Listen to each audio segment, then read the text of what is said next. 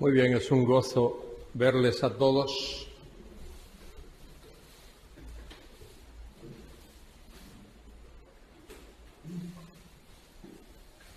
Yo no pido disculpas cuando digo que pertenezco a la vieja escuela. No pido disculpas. Pertenezco a la vieja escuela, pues mire, creo lo que dice este libro, de pasta a pasta. Lo creo todo, no lo entiendo todo, pero lo creo todo.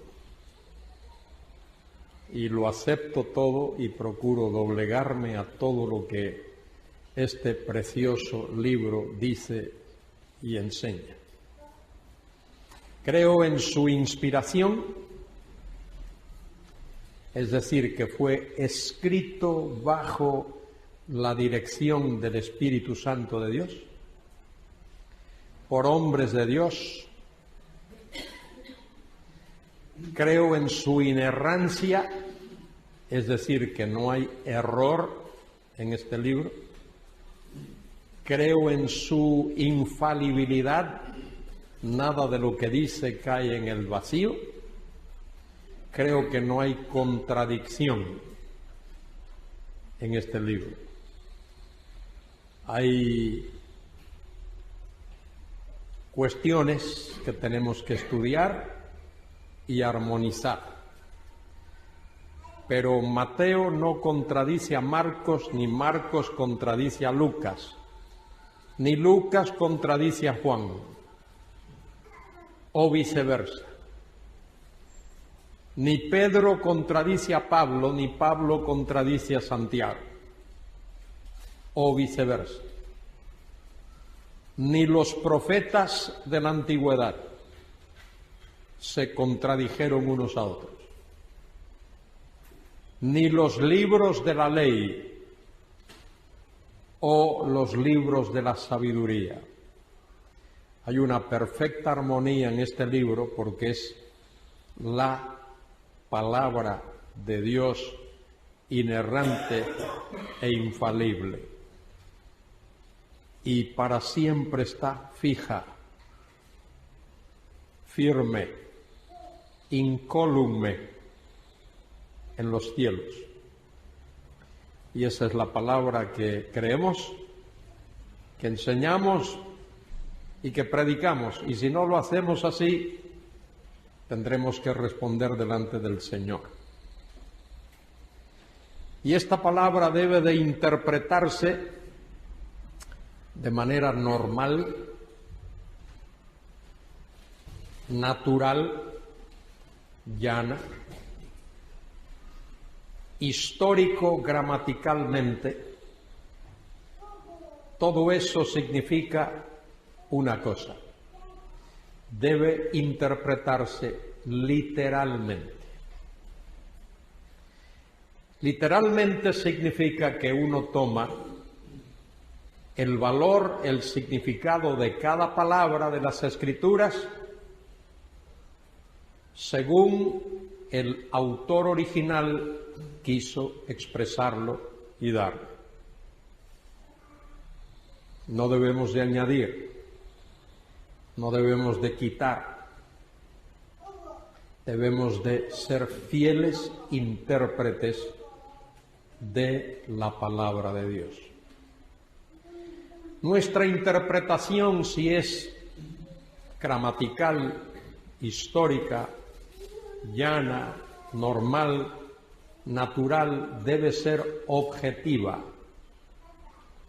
No es por lo que uno siente, no es cómo le afecta a uno por dentro, es lo que es.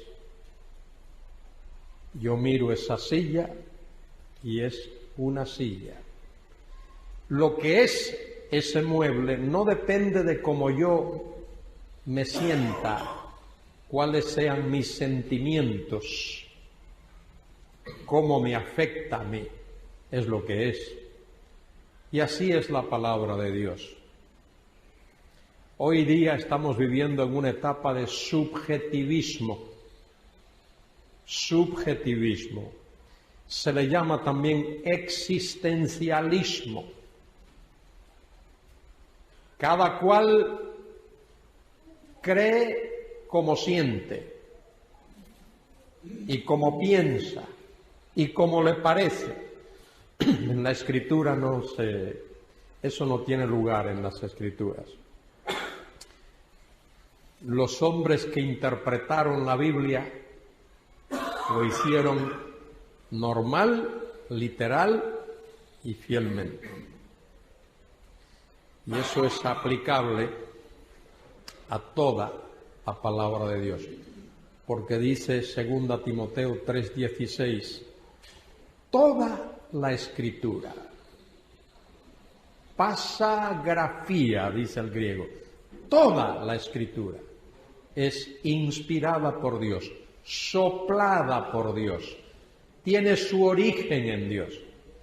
La palabra griega theonustos, Dios soplada, y es útil para enseñar, para redarguir, para corregir, para instruir en justicia, para que el hombre de Dios sea, dicen vuestras Biblias, perfecto, maduro,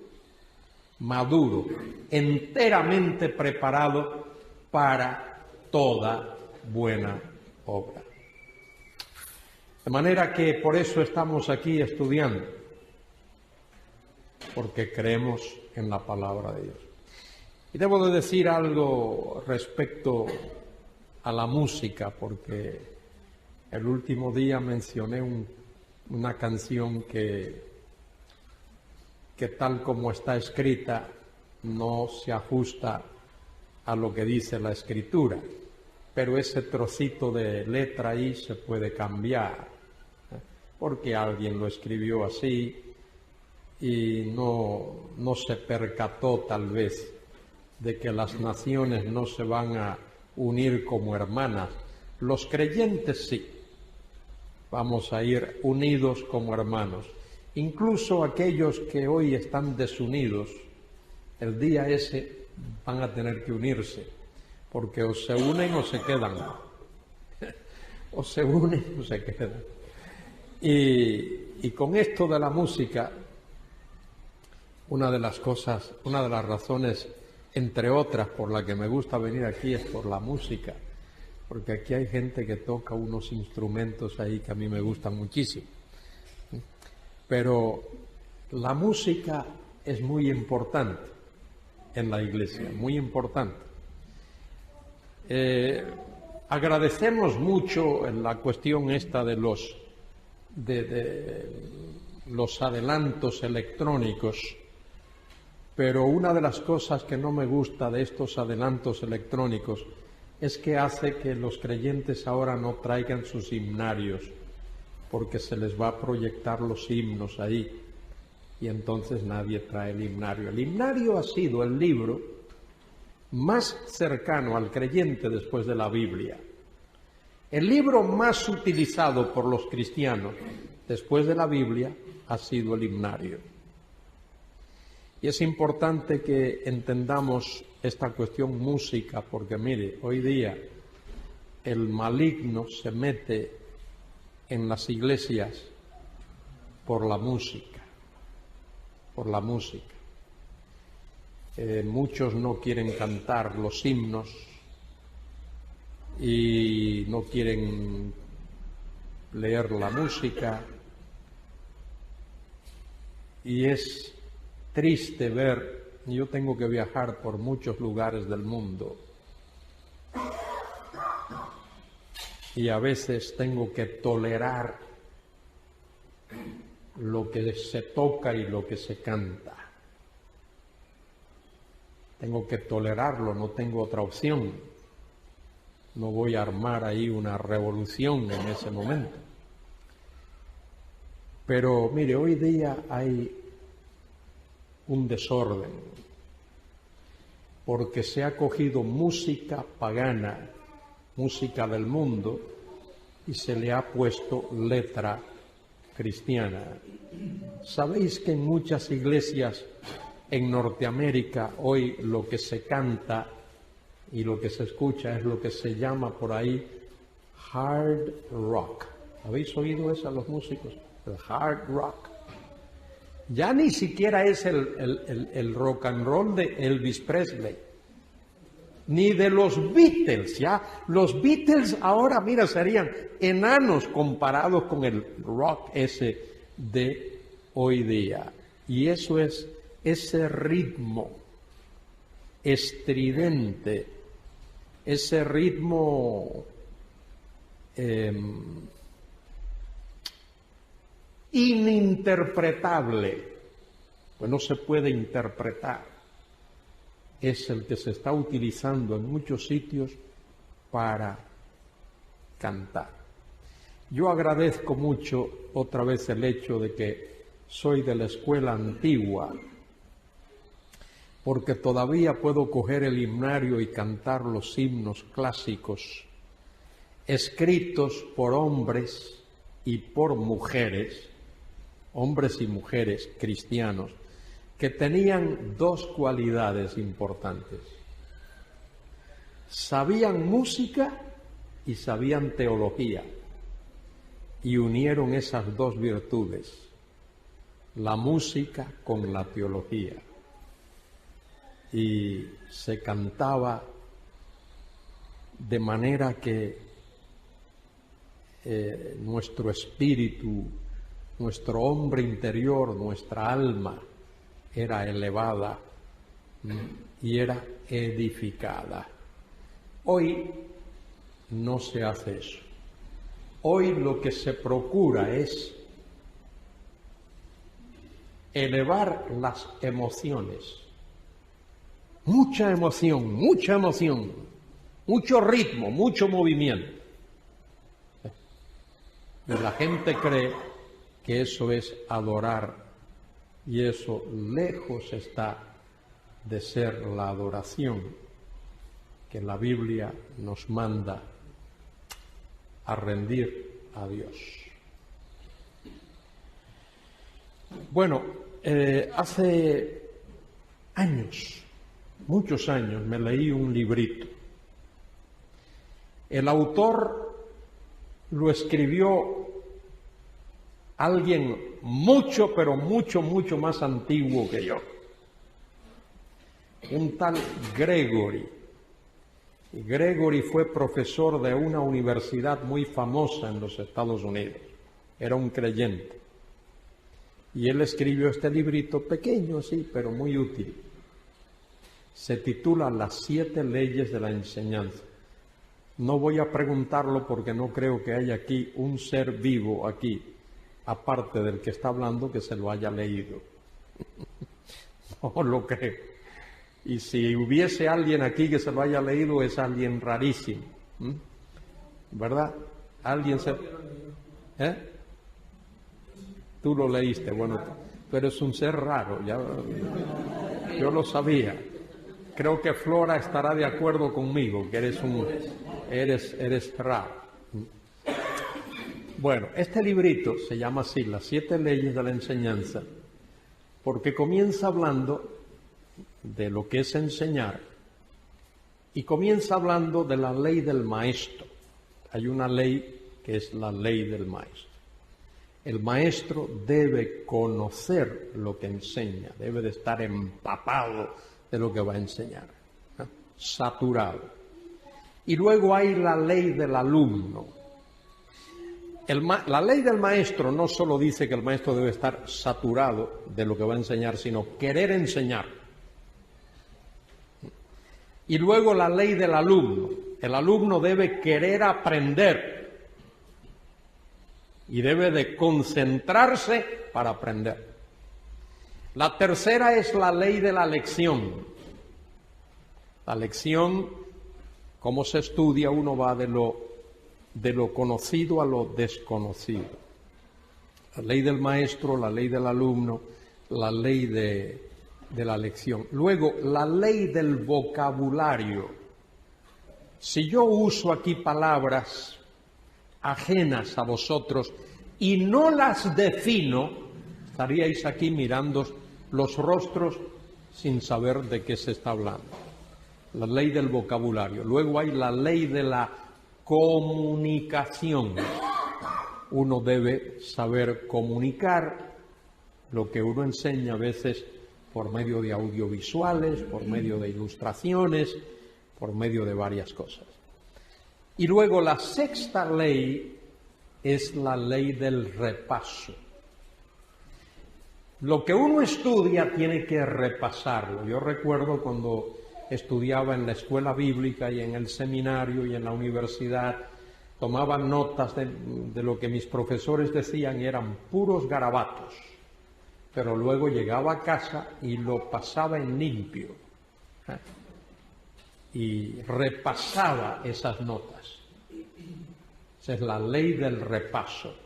Y luego el maestro en clase repasaba también lo que se había estudiado el día antes o 2 o 3 días antes. Y luego, finalmente, ¿cuál sería la séptima ley? La ley del examen. Porque si uno no se examina, uno no sabe si sabe. Uno no sabe si de verdad ha aprendido, si no se examina. Bueno, yo quiero en esta noche solo aplicar la sexta ley, que es la ley del repaso. Esta noche deberíamos de hablar, espero que haya tiempo, si no hoy lo haré mañana, sobre las resurrecciones. Pero pensé que sería de mucho valor para vosotros y para mí también darle un repaso a lo que hemos visto hasta ahora. Y vamos a darle un repaso a esos temas que hemos estado estudiando durante estos días. Hemos estado hablando de escatología. Escatología tiene que ver con los acontecimientos de los postreros tiempos, porque la palabra escato significa últimas cosas, y la palabra logía es el estudio de las últimas cosas. De eso hemos estado hablando y hemos visto algunos temas de este estudio. Comenzamos hace unos días estudiando Israel, el pueblo, la nación de Israel. O sea, no es la iglesia, es la nación de Israel. Se le llama nación de Israel porque el hijo que Dios escogió de los 2 hijos de Isaac, Esaú y Jacob, de esos 2, Dios escogió a Jacob. Y después de aquel encuentro con él, en Peniel, Dios le cambió el nombre para Israel. Y ese es el nombre de la nación. Y es el nombre de la tierra que Dios prometió a Abraham. Muy bien, hablamos de los pactos como la base de la escatología. Mire qué importante. La base del estudio de la escatología es los pactos, y comenzamos con el pacto abrahámico. Ese es el padre de todos los pactos: pacto abrahámico, pacto davídico, nuevo pacto. Y luego la iglesia. La iglesia no es Israel. Israel es Israel, la iglesia es la iglesia. Y vimos la iglesia en el plan eterno de Dios, en la profecía, su inauguración y su definición. Entre paréntesis, a ver cómo estáis vosotros. ¿Cómo defines tú la iglesia?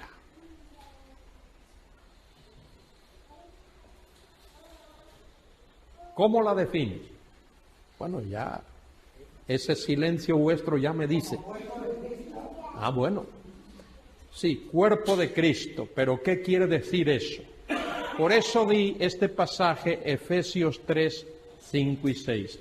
Decir cuerpo de Cristo es una de las maneras de ilustrar. Cuerpo de Cristo, rebaño de Cristo, la vid, el edificio, la esposa, esa es una manera de. Pero eso no es una definición. ¿Cuál es la definición? La definición aparece allí en Efesios 3, 5 y 6. Pablo lo llama misterio, porque era algo no revelado en el Antiguo Testamento. La iglesia, en el sentido universal de la palabra, es la realidad, el hecho de que sobre la base de la muerte y la resurrección de Cristo, sobre la base del bautismo del Espíritu Santo, todo aquel que cree en Cristo, sea judío o sea gentil, es añadido, es unido vitalmente a Cristo. De manera que la iglesia en su sentido universal es la unión tanto de judíos como gentiles por el bautismo del Espíritu Santo. Podemos decir en el cuerpo de Cristo o con Cristo, unidos con Cristo, unidos a Cristo, a partir del día de Pentecostés y hasta el día del rapto. Tenemos que aprender a definir, porque cuando definimos algo sabemos si estamos de acuerdo o no. Tú y yo nos ponemos de acuerdo si la definición tuya y la mía coinciden, si no, no vamos a estar de acuerdo. Bueno, esa es la iglesia en el sentido universal. ¿Y qué es la iglesia en sentido local? Tampoco se define eso, la gente no le presta atención y por eso hay tanto desorden. En tantas iglesias hay tanto desorden. ¿Qué es la iglesia? Es un grupo de creyentes, un grupo de creyentes. Entonces, una escuela bíblica es la iglesia. ¿Un grupo de GBU es la iglesia? No, eso no es la iglesia. Eso no es la iglesia. La iglesia es un grupo de personas que han creído en Cristo, ¿vale? Que han puesto su fe en Cristo y por lo tanto han nacido de nuevo, que se reúnen sistemáticamente para adorar a Dios, para participar de la mesa del Señor, para proclamar la palabra y que se sujetan a una disciplina. Por eso cuando la gente un grupo de creyentes, sí, pero eso no te sujeta a ninguna disciplina. La iglesia local hay que definirla porque eso nos sujeta a una disciplina. Muy bien, hemos hablado de eso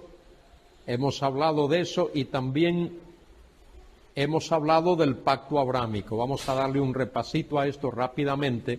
Esos son los pasajes clásicos del pacto abrámico.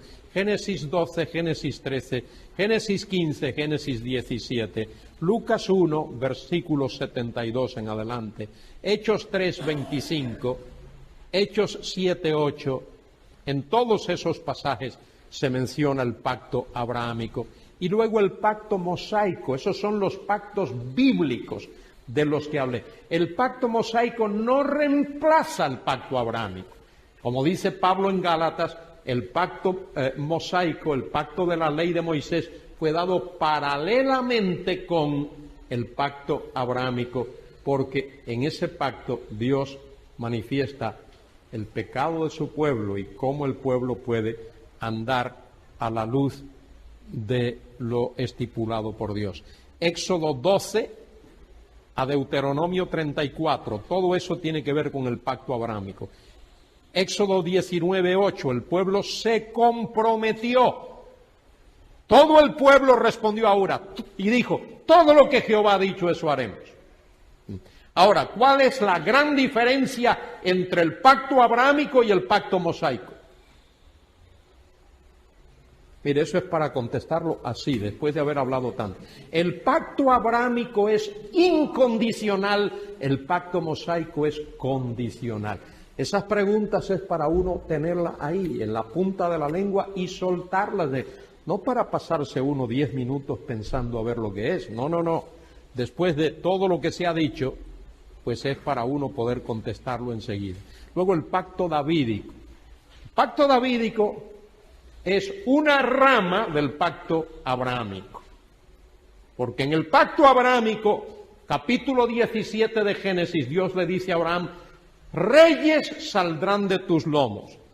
Y el pasaje fundamental del pacto davídico, segundo de Samuel 7, 12 al 16, y también el Salmo 89. Los preceptos de ese pacto: David tendría un hijo aún no nacido que le sucedería en el trono y establecería su reino. Ese hijo fue Salomón, que edificaría el templo en lugar de David. Dios no le permitió a David hacerlo a causa de, bien sabéis, del hecho de que David había pecado. El trono de su reino sería estable para siempre y el trono no le sería quitado a Salomón aun cuando sus pecados justificasen el castigo.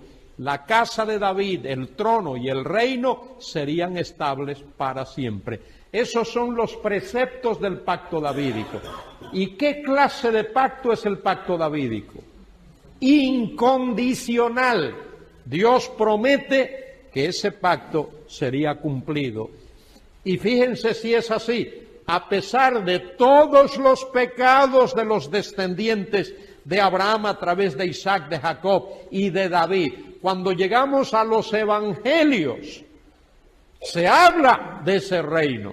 Y hemos mencionado el pasaje de Lucas: concebirás y darás a luz un hijo, este será grande, será llamado Hijo del Altísimo, y el Señor Dios le dará el trono de David su padre, y reinará sobre la casa de Jacob para siempre. Ahora también habrá un pacto nuevo. Ese pacto nuevo, he dicho ya, fue inaugurado por el Señor Jesucristo en el aposento alto la noche antes de ir a la cruz. Pero ese pacto está estipulado en Jeremías 31, 27 al 30, y también en Jeremías 20, 8 y 9, y también en Jeremías 31, 33 concretamente, y también en Isaías 59, 20 y 21, y hay varios pasajes más, Romanos 11, 26 y 27, y también, como sabéis, en Hebreos capítulo 8, allí se menciona ese pacto nuevo. Ese pacto nuevo tiene que ver con perdón, tiene que ver con arrepentimiento, con perdón, con regeneración, con bendición, cuando el pueblo mire al Mesías y se convierta a él. Pero nosotros ahora estamos disfrutando de los preceptos de ese pacto, no en lugar de Israel. Israel tendrá su parte y sus bendiciones derivadas de ese pacto. Nosotros disfrutamos de ese pacto porque somos hijos espirituales de Abraham y por lo tanto el Señor nos ha dado esa bendición. Luego hablamos del día del Señor, hablamos de los tiempos de los gentiles, hablamos de la gran tribulación, hablamos del arrebatamiento de la iglesia y mencioné esto de pretribulacional para aquellos que no lo captaron. Pretribulacional tiene que ver con el rapto, que el rapto tendrá lugar antes de la tribulación. Eso es lo que nosotros creemos, es lo que yo creo. Creo que es lo que don Manuel cree también. Él no me lo ha dicho, pero creo que es lo que él cree también. Mi tribulacional es aquellos que creen que el rapto tendrá lugar en medio de la tribulación. ¿Por qué dicen eso? Algunos, muy buenos creyentes conservadores, porque creen que los 3 primeros años y medio son los años de paz. Que los 3 primeros años y medio serán años de paz y los 3 segundos años y medio será propiamente hablando la tribulación. mi interpretación de esos pasajes y la de Pentecost y Walvoord y Ryrie y otros es que los 7 años son de tribulación, que el período de paz falsa precede a la tribulación, es antes de la tribulación, tiene lugar entre el rapto y cuando comience la tribulación. Y otros creen que la tribulación es, el rapto es después de la tribulación, que la iglesia va a pasar por la tribulación. Principalmente dicen esto por 2 razones. Una es una razón hermenéutica. Alegorizan los pasajes que tienen que ver con el tema. Y uno de los problemas de alegorizar la Biblia es que uno pierde el control. Si hay más de un intérprete, habrá más de una interpretación. La virtud de interpretar la Biblia literalmente, normalmente, llanamente, de manera histórico-gramatical, es que habrá una interpretación. Habrá una interpretación, no habrá más de una. El intérprete tiene control. En la alegoría, el intérprete no tiene control. De manera que una razón es una cuestión hermenéutica. La segunda es relacionada con la primera, que los pasajes que hablan en la Biblia de las tribulaciones humanas que los cristianos vamos a tener. Cristo dijo, en el mundo tendréis aflicción. Estos señores lo aplican a la tribulación final, que no puede ser porque Cristo en Mateo 24, 21, cuando habla de la gran tribulación, dice que será una tribulación sin precedentes. No ha habido una tribulación como esa, ni la habrá después. Y los juicios de la gran tribulación, de la tribulación escatológica, serán juicios sobrenaturales. Será la mano de Dios interviniendo en los asuntos de la humanidad. Y son los juicios descritos en el libro del Apocalipsis. En el libro del Apocalipsis hay 3 series de juicios.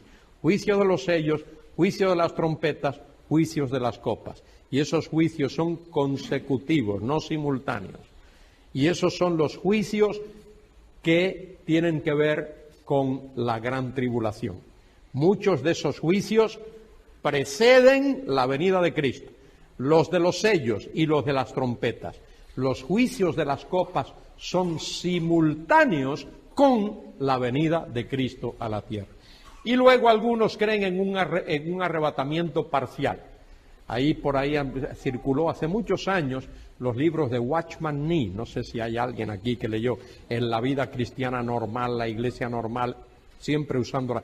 Y Watchman Nee, que vivió en un periodo difícil, cuando los cristianos eran muy perseguidos en la China, él pensaba que solo los buenos creyentes, los que estén en comunión con el Señor en ese momento, serían arrebatados.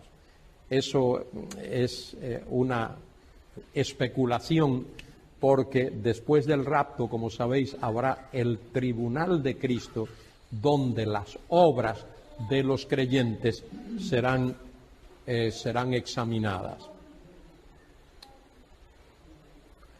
Muy bien, hablamos del día del Señor. El día del Señor en su aspecto escatológico. Hay un día del Señor que se define en su aspecto histórico. Y juicios que Dios traía sobre el pueblo de Israel. A veces se le llamaba el día del Señor, pero era siempre con miras como una ilustración de lo que vendría mucho, mucho después. La definición en el sentido escatológico es que se refiere a la intervención sobrenatural de Dios en los postreros tiempos. En el Antiguo Testamento se usa la expresión el día de Jehová. Equivale al día de Jehová en el Antiguo Testamento. La primera vez que se usa es en Amós 5:18. Y luego estos pasajes en Joel, en Sofonías, hay algunas referencias también en el libro de Isaías. Y en el Nuevo Testamento es el día del Señor. En el Antiguo Testamento, día de Jehová, porque Jehová equivale a Señor. En el Nuevo Testamento es el día de 1 Tesalonicenses, capítulo 1, aquí debe ser versículo 10, creo que es. Y luego 2 Tesalonicenses 2, del 1 al 3, 2 de Pedro 3:10 y Apocalipsis 1:10, cuando Juan tiene aquella visión, dice Juan que él estaba en el día del Señor, en espíritu. El Señor trasladó a Juan a una situación en la que él vio todo lo concerniente al día del Señor. Los juicios de la tribulación, la venida en gloria de Cristo y el reino del Señor, y más allá todavía, la creación de los nuevos cielos y la nueva tierra.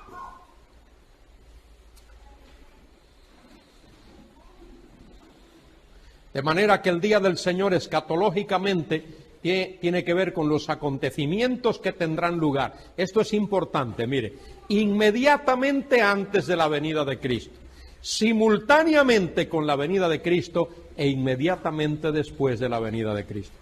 Inmediatamente antes son las señales de la gran tribulación, esos juicios de la tribulación. Simultáneamente con la venida de Cristo son los juicios de las copas, y lo que va a pasar inmediatamente después de la venida de Cristo es el establecimiento del reino, el milenio, y luego el juicio del gran trono blanco, cuando el Satanás es echado en el lago de fuego, etcétera, y luego la creación de los nuevos cielos y la nueva tierra. Dios va a crear nuevos cielos y una nueva tierra.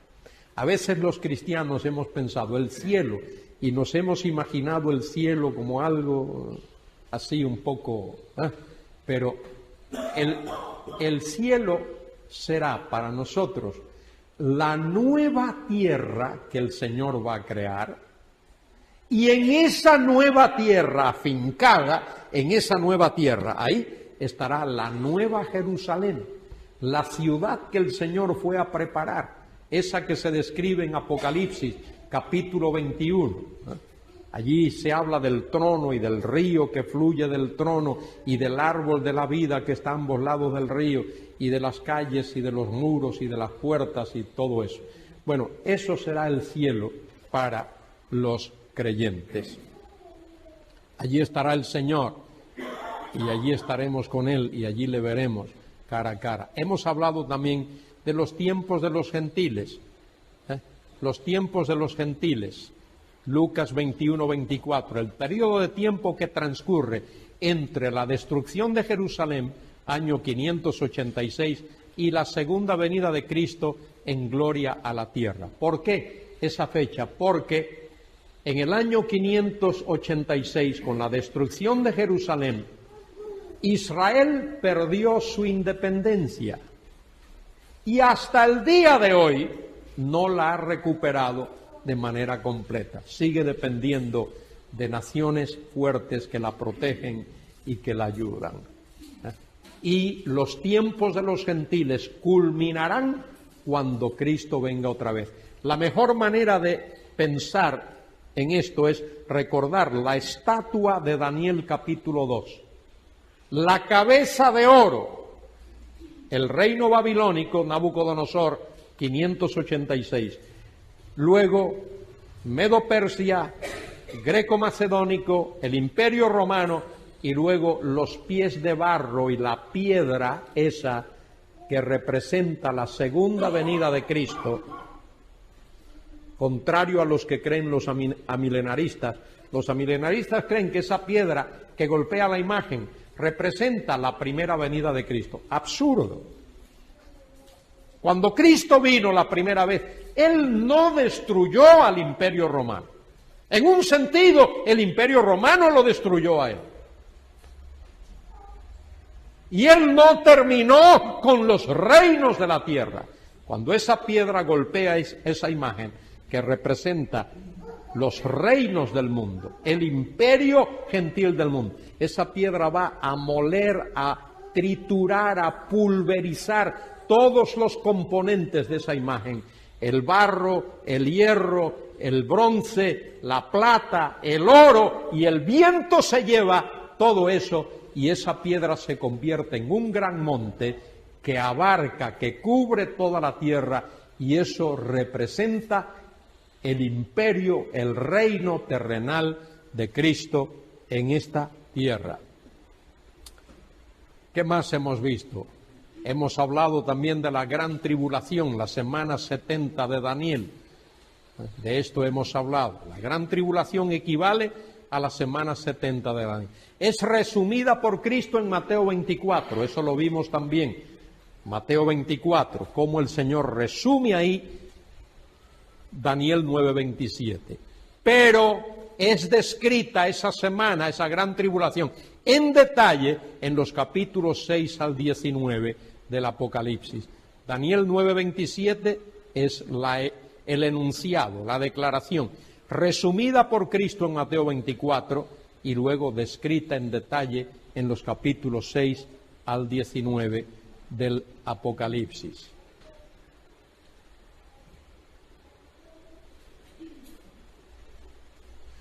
La gran tribulación concierne primordialmente a la nación de Israel que rechaza al Mesías que le fue ofrecido. Jeremías 37. 37 es un tremendo versículo. Habla de tiempo de angustia para Jacob. A ver, pregunto, quiero una respuesta rápida, contundente.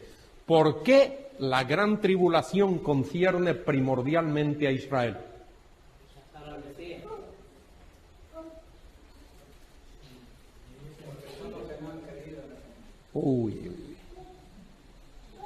Porque 70 semanas están determinadas sobre tu pueblo y sobre tu santa ciudad. ¿Y qué fue lo que puse antes de esto? Que la gran tribulación es ¿cuál semana? Y hasta que no se cumplan las 70 semanas, no habrá bendición para Israel. De manera que, ¿por qué concierne primordialmente a Israel? Bueno, por su rechazo del Mesías, que se le ofreció cuando él vino. Pero ¿qué pasó? Ahí se cumple la semana 69. Falta una semana, la semana número 70. Muy importante recordar eso, hermano. Y también concierne a los gentiles. ¿Por qué? Porque los gentiles han rechazado el mensaje del Evangelio y han decidido seguir al anticristo. Apocalipsis 3:10. Dice el Señor a la iglesia en Filadelfia: por cuanto has guardado la palabra de mi paciencia, ¿qué? Yo también te guardaré de...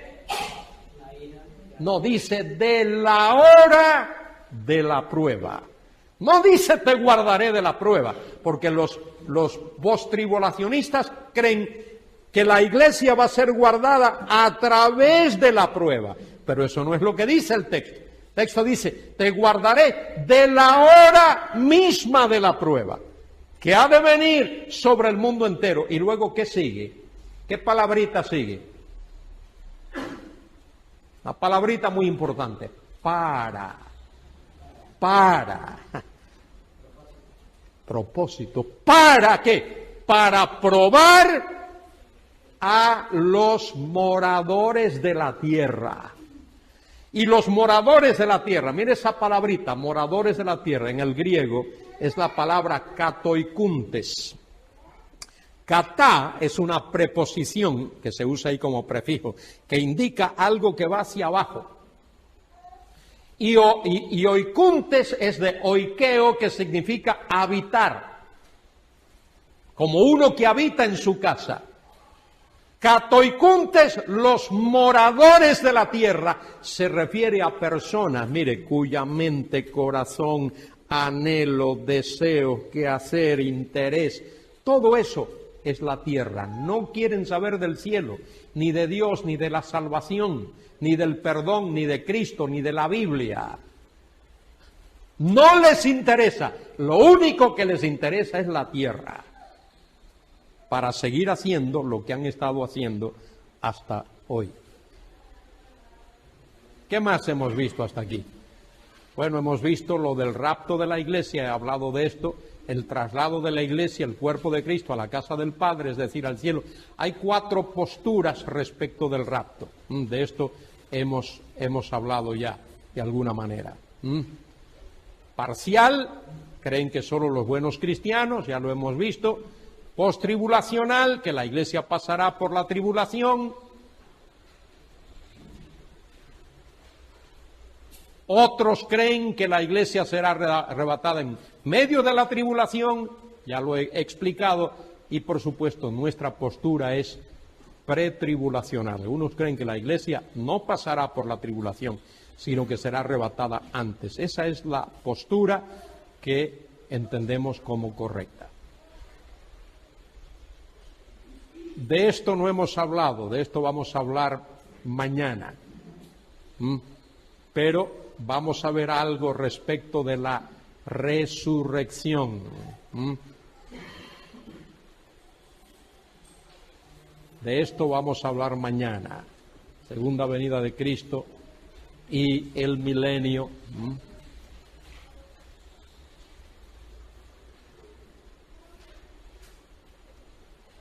Mañana vamos a ver qué es el milenio, el reinado del Mesías en la tierra, los pasajes bíblicos que hablan de esto, y vamos a hablar de las posturas teológicas, el amilenarismo. De esto he mencionado algo.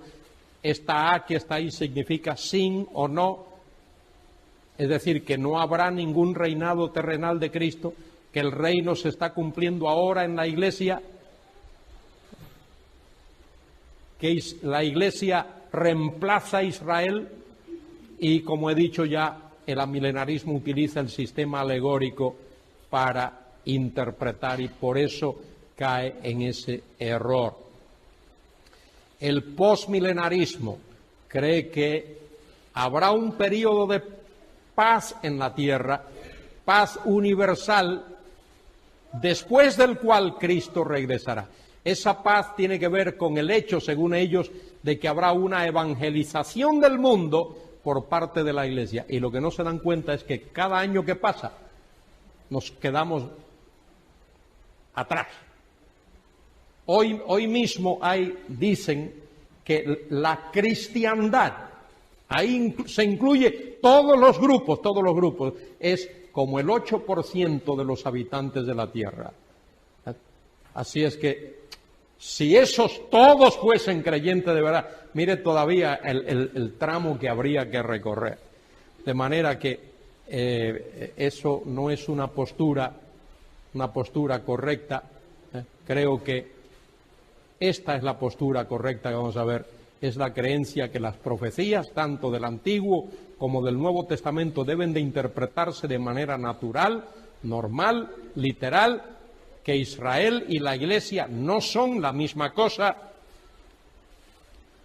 que hay una esperanza futura para Israel y que habrá un reino literal de Cristo en la tierra. De esto vamos a hablar, como he dicho, ya mañana. Ahora quiero que hablemos un poquito de la resurrección. La resurrección, o tal vez mejor, resurrecciones. Resurrecciones. El Antiguo Testamento enseña que los muertos resucitarán. ¿Alguien conoce algún pasaje del Antiguo Testamento que enseñe que habrá resurrección de muertos? Bueno, Daniel 12, lindo pasaje, muy bien. Daniel 12. Daniel 12 habla allí. Ya que se menciona este texto, vamos a buscarlo. Daniel capítulo 12.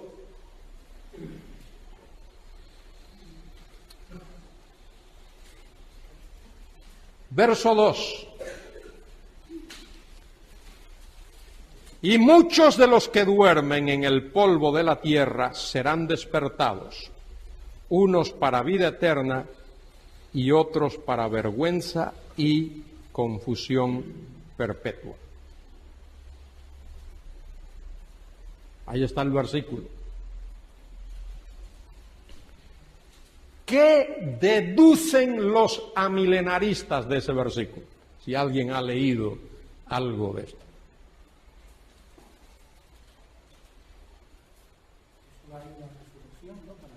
Muy bien, que habrá una resurrección universal. Yo veo que aquí muchos a lo mejor tienen un comentario que yo escribí que se llama Daniel y el reino mesiánico, pero los que lo tienen creo que no se lo han leído. Cuando vaya a vuestra casa voy a ver cuánto de polvo tiene. El amilenarista entiende, interpreta, deduce de ese versículo que habrá una resurrección universal. ¿Alguien me puede explicar por qué esa interpretación no es correcta? Basado en ese versículo, que no me busque otro, basado en ese versículo. Porque la segunda parte dice que no será para vergüenza y confusión. Perfecto, entonces no es una resurrección para todos, ¿no? A ver, ¿cuál es la respuesta a esa pregunta? Esa es la clave. Esa es la clave. ¿Qué dice el texto? Muchos. Si tú estás pensando matemáticamente, yo estudié matemática en la general básica y en el bachiller. Aquel año, cuando estudié, eran 4 años fuertes de bachillerato, que había que estudiar. Matemáticas, había que estudiar álgebra y trigonometría y geometría y todas esas cosas. Muy bien, a ver una cosa. Dice el texto, muchos. ¿Qué es más? ¿Todos o muchos? Todos. Entonces, si tú estás haciendo una operación matemática, tú pones todos, debajo pone menos muchos, ¿y cuál es el resultado?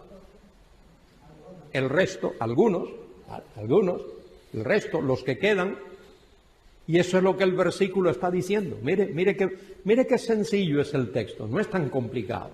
Dice, muchos de los que duermen en el polvo de la tierra serán despertados, muchos sustraídos de la totalidad.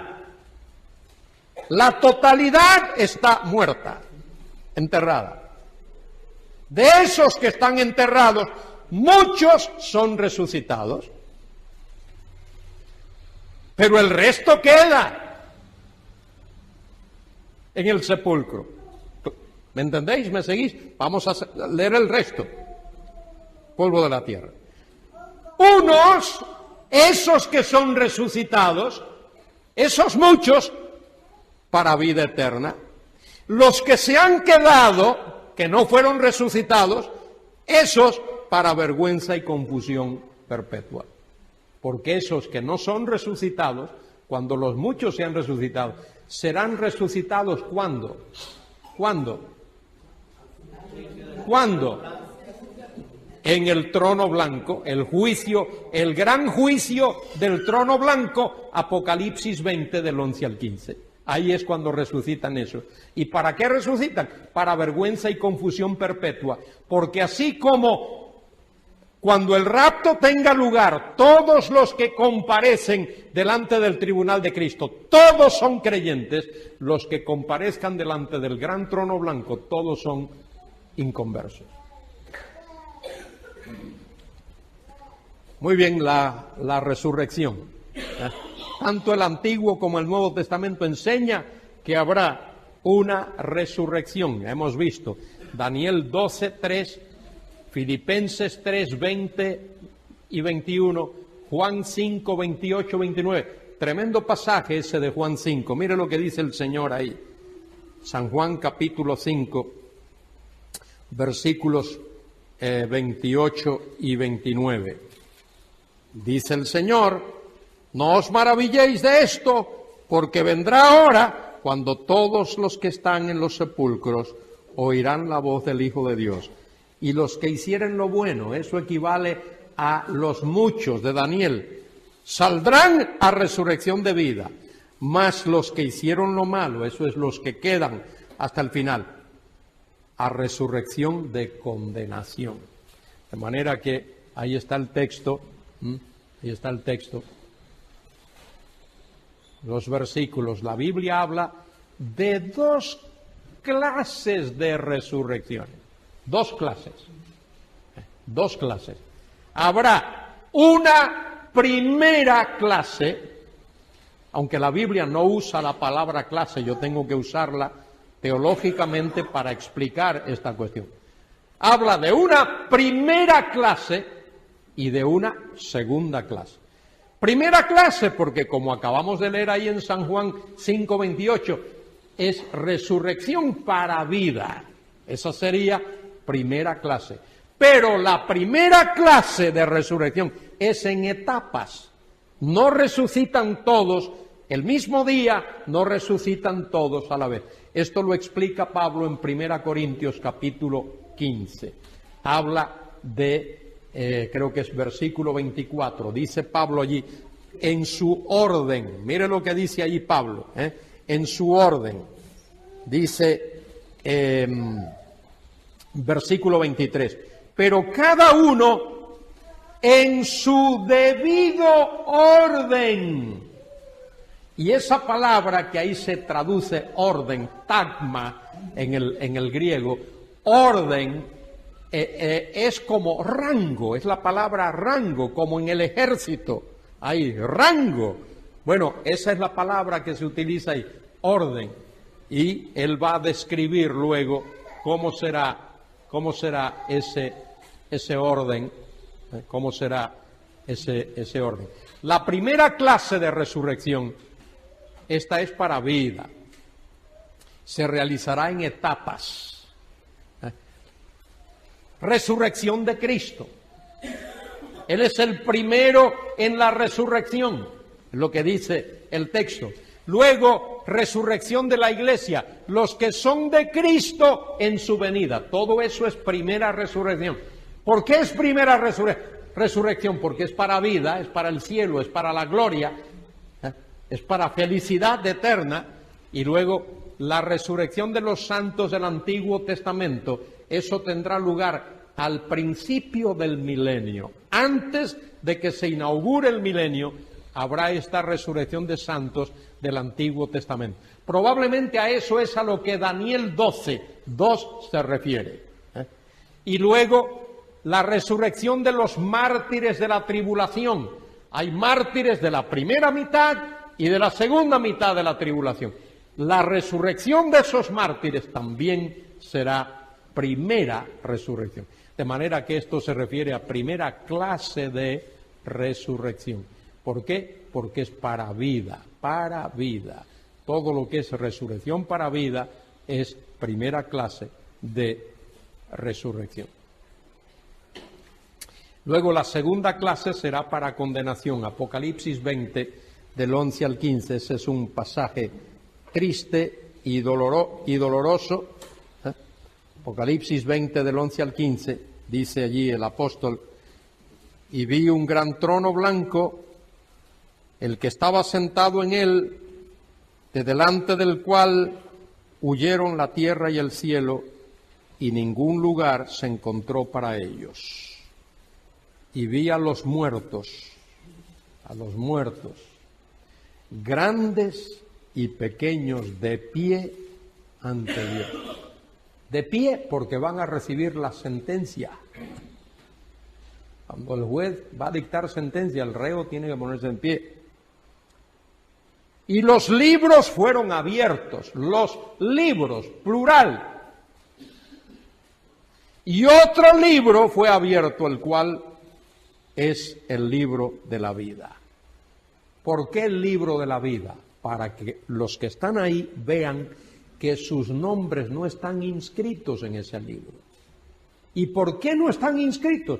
Porque no creyeron. Murieron sin haber creído. Murieron en sus pecados. Y por lo tanto, ahí están. Otro libro fue abierto, el cual es el libro de la vida. Y los muertos fueron juzgados los muertos por las cosas que estaban escritas en los libros según sus obras. De manera que esos libros son los libros de las obras de esos que comparecen allí. Todo eso tenemos que entenderlo, que Juan está utilizando ese vocabulario para que nosotros podamos entender. Cuando un reo comparece delante de un juez, cuando una persona, voy a quitar la palabra reo, cuando una persona comparece delante de un juez, esa persona es culpable o inocente. El juez, ningún juez hace a alguien culpable o inocente. El juez no hace eso. El juez examina las evidencias, lo que tiene ahí escrito, los datos, las pruebas, lo que está escrito. Y entonces, sobre esa base, el juez declara que esa persona es culpable o que esa persona es inocente. Las cosas que están escritas en los libros según sus obras. Y evidentemente, como he dicho ya, todos estos que comparecen aquí son culpables. Dice, fueron juzgados los muertos por las cosas que estaban escritas en los libros según sus obras. Y el mar entregó los muertos que había en él. Gente que ha muerto, que ha ido a parar al mar. La muerte y el Hades entregó los muertos que había en ellos. La muerte y el Hades. El Hades es el sitio donde van los muertos. Y la idea ahí es que habrá una resurrección incluso para aquellos que han muerto sin Dios, sin Cristo. ¿Por qué es esto? Porque cuando Dios creó al hombre, formó su cuerpo del polvo de la tierra y luego Dios sopló en el hombre el nefish, el soplo de la vida. El hombre fue un alma viviente. Dios sopló, la palabra soplo, ruach, espíritu, y el hombre fue un nefish viviente, un ser viviente, un ser viviente. El hombre no es solo espíritu o solo cuerpo. El ser humano es la unión de espíritu con cuerpo, de una parte espiritual y una parte física. Y es por eso que habrá una resurrección, tanto para nosotros los creyentes, como para aquellos que no son creyentes, que también van a resucitar. Dice, entregaron los muertos que había en ellos y fueron juzgados, cada uno según sus obras. Importante eso, cada uno. No es juicio colectivo. La gente hoy, la sociedad tiene la culpa, el gobierno tiene la culpa, las naciones no sé qué tienen la culpa. Dios va a juzgar a cada uno. Cada cual es responsable delante de Dios, según sus obras. Y la muerte y el Hades fueron lanzados en el lago de fuego. Esta es la muerte segunda. La muerte segunda. Yo no he logrado todavía desentrañar bien eso. Pero yo me pregunto si uno de los sufrimientos grandes que habrá en el infierno, en el lago de fuego, cuando dice ahí la muerte segunda, es que después de haber resucitado y de haber sido juzgados, esos que son lanzados en el lago de fuego van allí sin cuerpos. Y uno de los pesares de ellos es el hecho de no tener cuerpo. Eso es una lucubración, una especulación de mi parte. No tengo manera de probarlo. Pero a veces he pensado en eso, porque el ser humano necesita un cuerpo. Necesita un cuerpo. Eso es parte de su ser. Eso es parte de su propia existencia. Y me pregunto yo si ese sufrimiento que se va a experimentar en el lago de fuego por los que estén allí es por el hecho de que sus personalidades están allí, sus espíritus estarán allí, estarán sufriendo por toda la eternidad, pero no tendrán un cuerpo.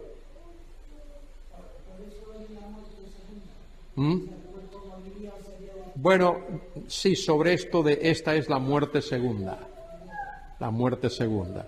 Y el que no se halló inscrito en el libro de la vida fue lanzado en el lago de fuego.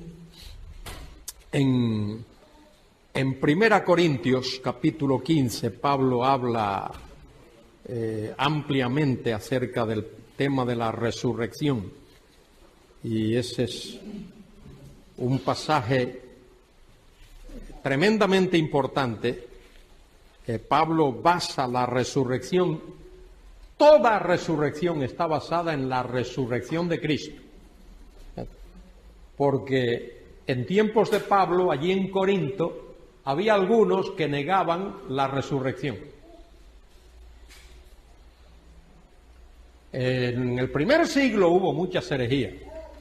Algunos, Himeneo y Fileto, Himeneo y Alejandro, decían, no este Alejandro, aquel de allá, que la resurrección ya era, que ya había pasado, que no habría más resurrección. Y Pablo condena eso. Pablo condena eso. Eso era en Éfeso, porque Pablo escribe a Timoteo de ese tema. Evidentemente allí había muchas herejías. Y en Corinto también el gnosticismo había comenzado a dar sus primeras señales de existencia. Y Pablo explica allí esto de la resurrección y lo basa en la resurrección de Cristo. Si se predica de que Cristo resucitó de los muertos, versículo 12, ¿cómo dicen algunos entre vosotros que no hay resurrección de muertos? Y evidentemente algunos en la iglesia en Corinto, donde había tantas herejías, y entre paréntesis, donde había tantos brotes carismáticos, la gente quiere hacer mucho de esto, que se fijen que ese carismatismo en su génesis, en su origen, dio pie a muchas herejías. Y luego Pablo explica en el resto del pasaje por qué hay resurrección. Si Cristo no resucitó, estamos muertos, estamos perdidos. Vana es nuestra fe, vana es nuestra predicación, estamos perdidos, y los que han creído también están perdidos. ¿Por qué? Porque la resurrección de Cristo es fundamental para nuestra salvación. ¿No lo dice así Romanos 4:25? ¿Qué dice Romanos 4:25? Que Él fue entregado por nuestros pecados, pero resucitado para nuestra justificación. Si Cristo no resucitó de los muertos, señores, estamos perdidos. Es más, esta reunión o reuniones que hemos tenido aquí esta semana han sido tonterías, absurdas. Cuando nos reunimos los domingos, absurdo, tontería, debemos de estar haciendo otra cosa. Si la verdad fundamental, imprescindible de la fe cristiana, ¿cuál es? ¿Cuál es? Dos palabras: Cristo vive. Eso es. Esa es la verdad fundamental de la fe cristiana. Cristo vive. Ahora, Pablo explica aquí más adelante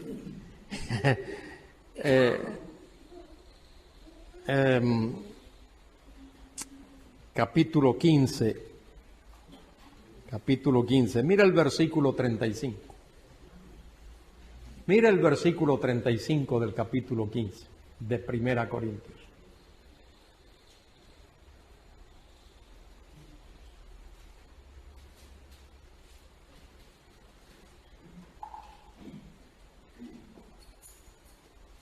Lo leo.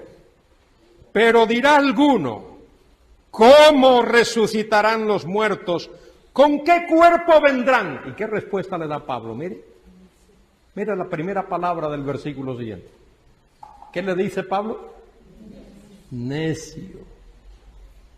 Ponte a hacer preguntas tontas. Y Pablo te va a decir muchas veces, necio.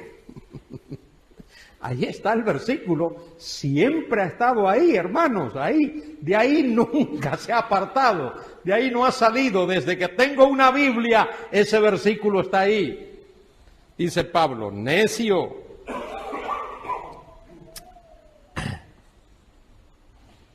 Lo que tú siembras no se vivifica si no muere antes.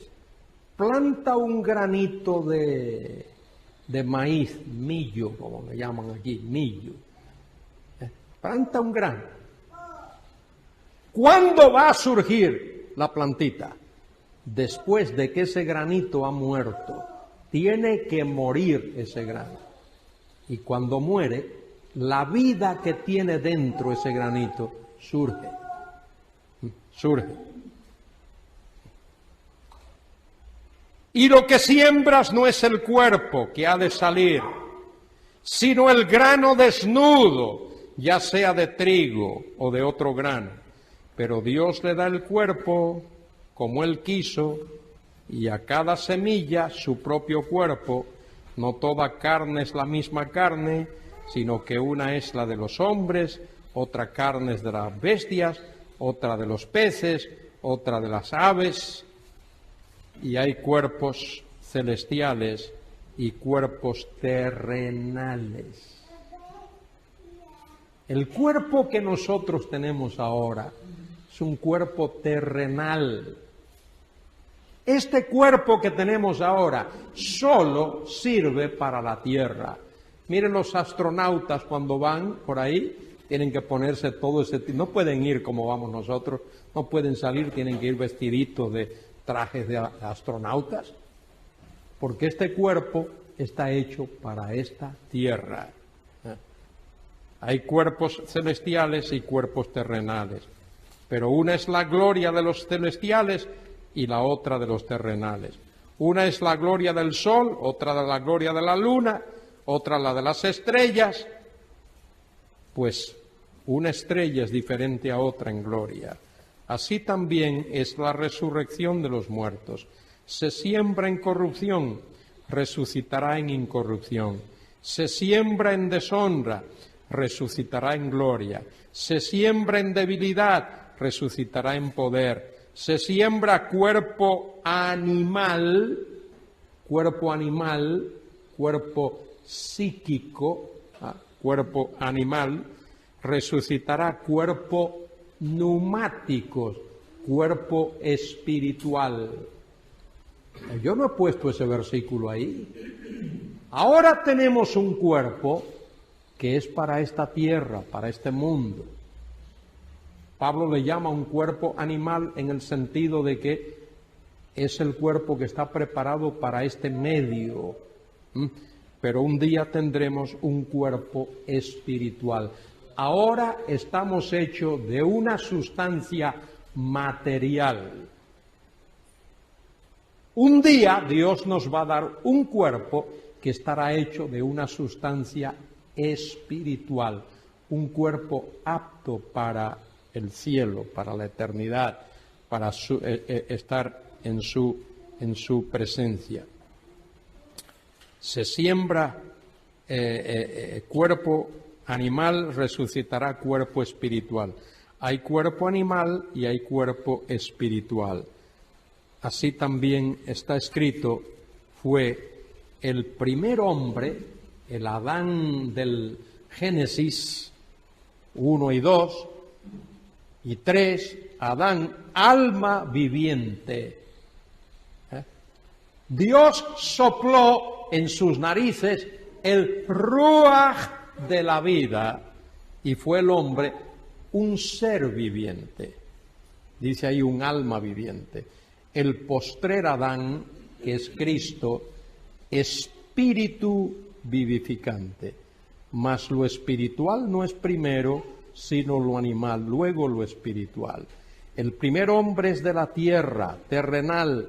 El segundo hombre, que es el Señor, es del cielo. Cual el terrenal, también los terrenales. Y cual el celestial, tales también los celestiales.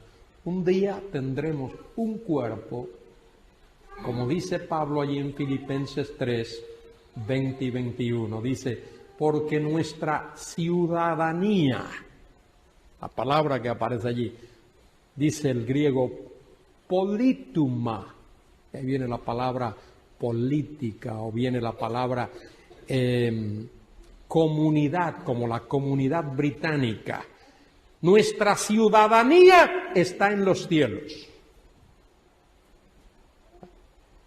¿De dónde? No de los cielos, sino de polituma. Ese es el sujeto, el antecedente de esa palabra, el antecedente. De esa polituma, de esa comunidad,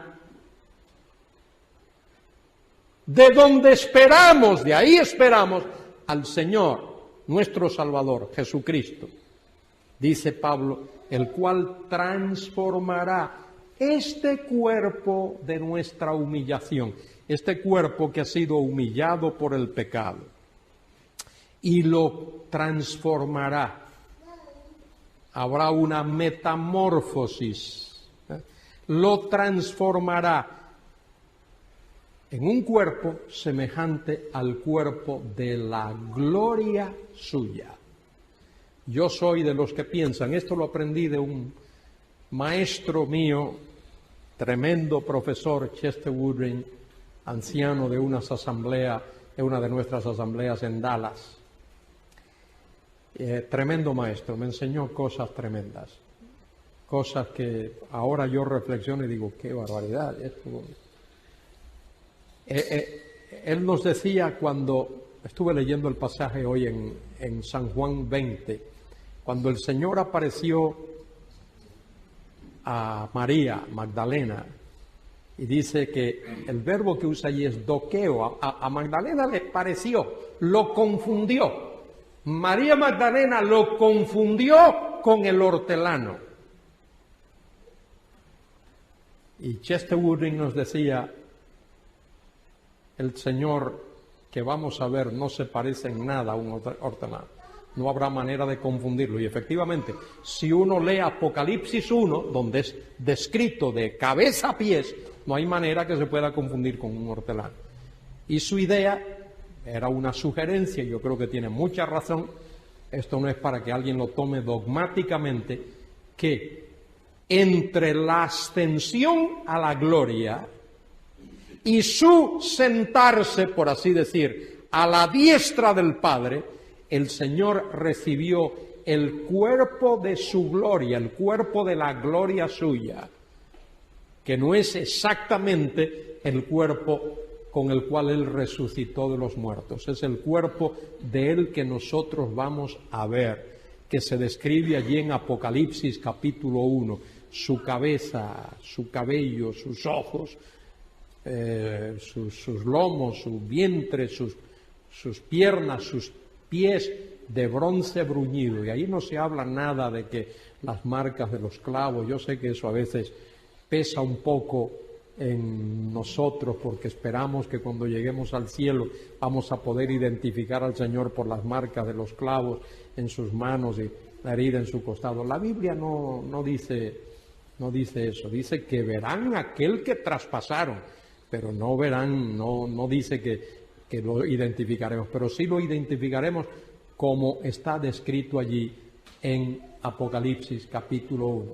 Entre paréntesis, si os fijáis, con esto voy a terminar por hoy.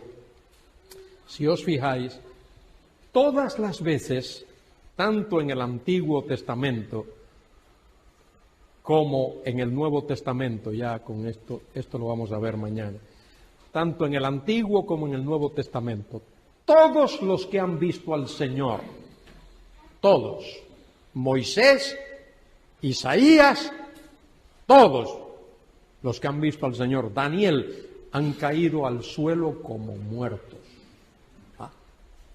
Han caído al suelo como muertos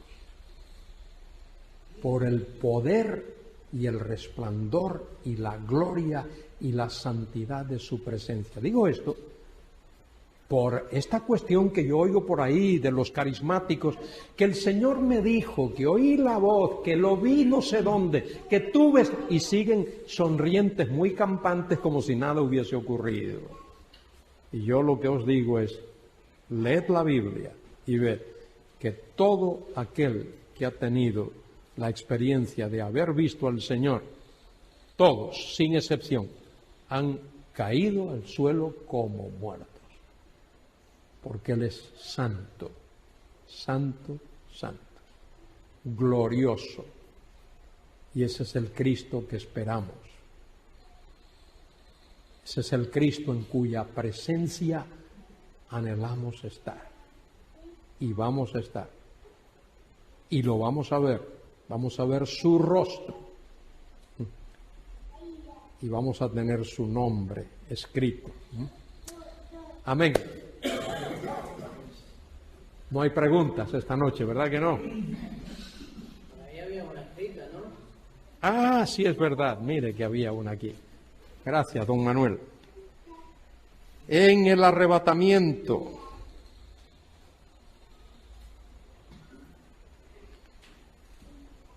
¿qué dirán los que se queden aquí abajo?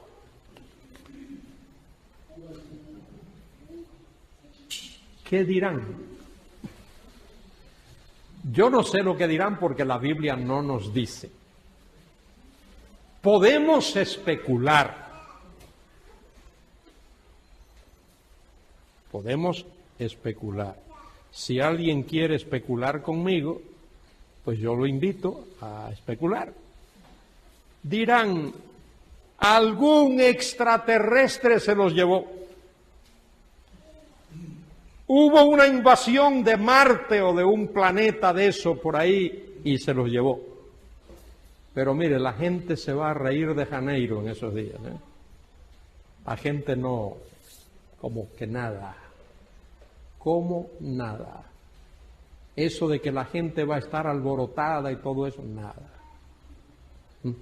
La gente va a pensar que hubo secuestros, pero no van a alborotarse como a veces nosotros pensamos que la gente se va a alborotar. Yo no creo que va a haber nada de eso, sencillamente lo van a atribuir a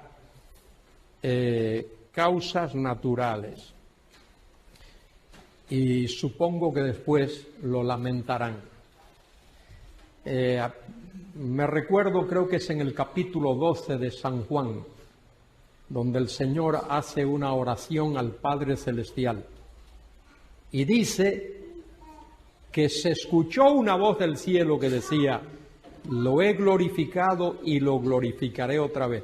El Señor ora al Padre que glorifique al Hijo. Allí hay un grupo grande, una multitud de personas, pero la mitad de los que estaban allí, que oyeron lo mismo, dijeron, un ángel le ha hablado. La mitad dijo, un ángel le ha hablado. Y la otra mitad dijo, tronó. Un trueno. Fíjese la diferencia entre una cosa y otra. Y tenemos que entender que el que no quiere creer, no quiere creer. Hay personas ahora mismo, y la habrá después, particularmente en el tiempo de la tribulación, que sellan su destino eterno. Hay personas que sellan su destino eterno y dicen, no quiero creer, no me interesa, no quiero saber. Sellan su destino eterno.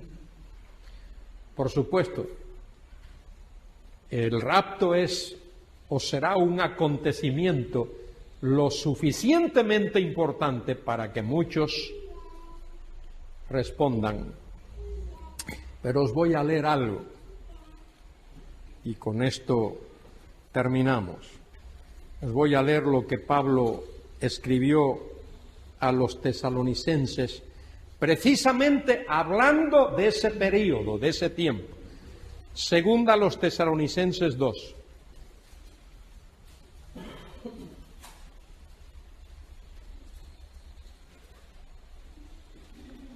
Dice, versículo 8, entonces se manifestará aquel inicuo, a quien el Señor matará con el espíritu de su boca y destruirá con el resplandor de su venida.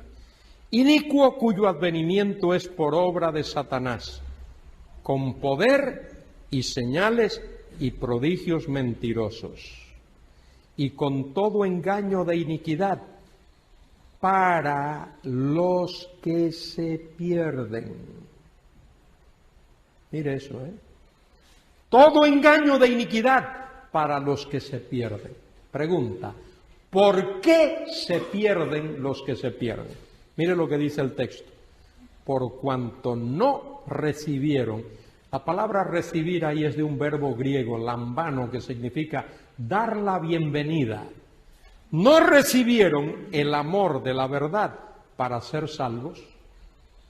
Rechazaron la verdad. Cuando tú rechazas la verdad, ¿qué te queda? La mentira. Si rechazas la luz, ¿qué te queda? Las tinieblas. Si rechazas el perdón, ¿qué te queda? La condenación.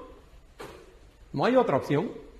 Y dice el versículo 11, por esto, por haber rechazado el amor de la verdad para ser salvos, por esto Dios les envía un poder engañoso para que crean la mentira. La mentira se refiere al mismo Satanás, para que crean la mentira, a fin de que sean condenados todos los que no creyeron a la verdad, sino que se complacieron en la injusticia. Al principio de esta conferencia hablé de los moradores de la tierra, los catoicuntes. Catoicuntes se refiere, lo repito, a personas cuya mente, cuyo corazón, cuya conciencia, cuyos anhelos, deseos, actividades, quehacer atractivo es la tierra, no quieren saber de otra cosa. Y esos han sellado su destino eterno.